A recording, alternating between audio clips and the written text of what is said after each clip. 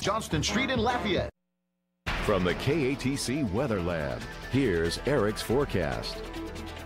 Hope you all had a wonderful weekend, but within the last couple hours, things have started to turn up a little bit, mainly over East Texas, and it does look like some of that weather will make its way into Acadiana. So let's get right to it. Portions of Acadiana are already under a severe thunderstorm watch.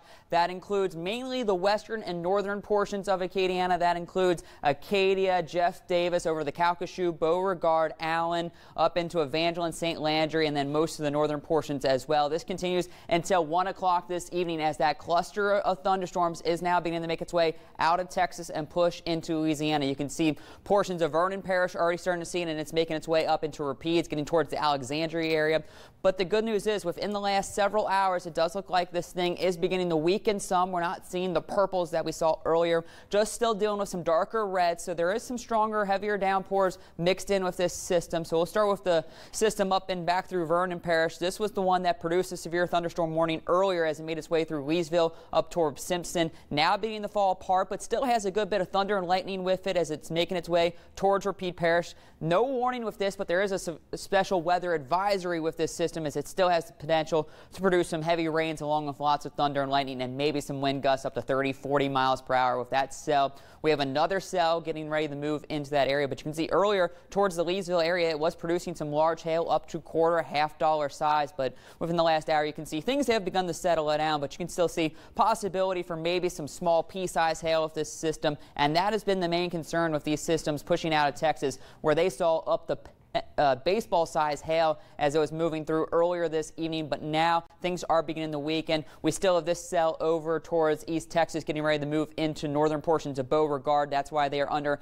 the severe thunderstorm warning until 10:30 this evening. That's for this cell, so it hasn't quite gotten there yet, but they need to start taking action and getting out of the way because that is a very dangerous situation. It is producing up to 70-mile-an-hour wind gusts and the possibility for some large hail, and that will continue to be the main concerns for the rest of this evening, mainly across the northern portions. But you can see the model does paint the picture of maybe some of that getting it down into the I-10 corridor, maybe moving into Acadia and pushing into Lafayette by about midnight. But I do think it has a little bit more of a northeasterly component, so I do think more of the northern portions of Acadiana has the best chance of seeing the weather later this evening, but we all need to be on alert just in case it does dive a little south through at least midnight and into 2 o'clock. By then, most of this should be beginning to push off to the east. We'll begin to clear out on the back side of this, and waking up tomorrow morning, things shouldn't be too bad. Well, we will have lots of clouds around and maybe 1 or 2 stray showers during the morning as a cold front makes its way through, but I think the severe weather will die down after about 2-3 o'clock in the morning. So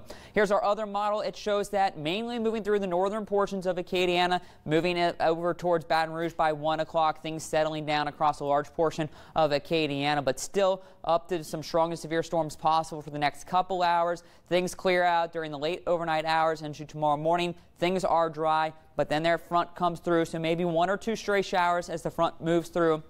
But we then should clear out tomorrow afternoon and have a good bit of sunshine through the evening into our Monday. It will be another warm day, temperatures into the mid-80s. For our Tuesday, a secondary front will then swing through the area, and that's going to bring breezy and cooler conditions across the region as highs come. Tuesday will only be in the 60s, and those winds will make it feel like the lower 60s for the afternoon. So for the rest of this evening, a slight risk for damaging winds and large hail, maybe a possible tornado, but I think morely looking at the winds and hail is the main concern. So a 15% chance that we could see some of that, again, mainly north of the interstate, having the best chance of seeing some of the severe weather. Then that pushes off to the east where they're up to an enhanced back through Tennessee and portions of Alabama and Georgia tomorrow for the possibility for damaging winds, hail, and maybe even some strong tornadoes as the surface conditions meet with an upper level system. So they will have to really watch this system moving through into tomorrow afternoon. So scattered showers and storms will be the possibility for the next couple hours, some on the strong severe side with patchy fog developing by daybreak with the areas that do see some of the rain later tonight. Overcast skies to start off the work week with maybe a stray shower to get the day started, but we should see plenty of afternoon sunshine, temperatures pushing 83 for the afternoon high. A cool start as we welcome in spring on Tuesday. Starting to see us back into the 70s Wednesday and the Thursday. Looking nice for Friday. A bit more clouds for the weekend, but staying dry with temperatures into the 80s. And then rain chances start to return as we push into the following week.